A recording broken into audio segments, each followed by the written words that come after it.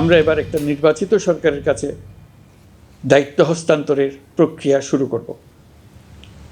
অন্তর্বর্তী সরকারের পক্ষ থেকে আমি প্রধান নির্বাচন কমিশনারের কাছে চিঠি পাঠাবো যেন নির্বাচন কমিশন আগামী রমজানের আগে 2026 সালের ফেব্রুয়ারি মাসে জাতীয় নির্বাচন অনুষ্ঠানের আয়োজন করেন। ফেব্রুয়ারির মাঝামাঝি নির্বাচন আয়োজনে ইসিকে চিঠি দেবে সরকার। কাল থেকেই ভোটের ট্রেনে যাত্রা শুরু করবে দেশ।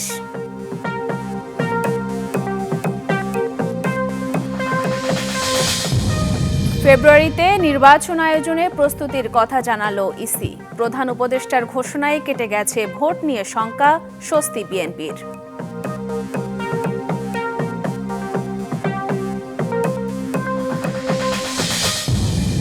বাংলাদেশের জনগণ এই অভিপ্রায় ব্যক্ত করছে যে ছাত্র গণঅভ্যুত্থানের 2024-এর উপযুক্ত রাষ্ট্রীয় সাংবিধানিক স্বীকৃতি প্রদান করা হবে। অভ্যুত্থানের রাষ্ট্রীয় সাংবিধানিক স্বীকৃতির অঙ্গীকারে জুলাই ঘোষণাপত্র পাঠ। আন্দোলনকারীরা পাবে আইন সুরক্ষা।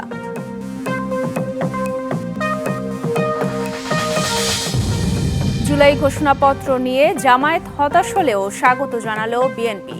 অন্যান্য দলের মিশ্র প্রতিক্রিয়া, প্রতিশ্রুতি বাস্তবায়নের তাগিদ।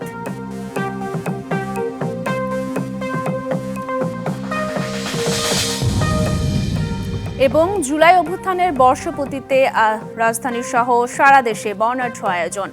এক বছরে তেমন প্রত্যাশা পূরণ না হওয়ার আক্ষেপ।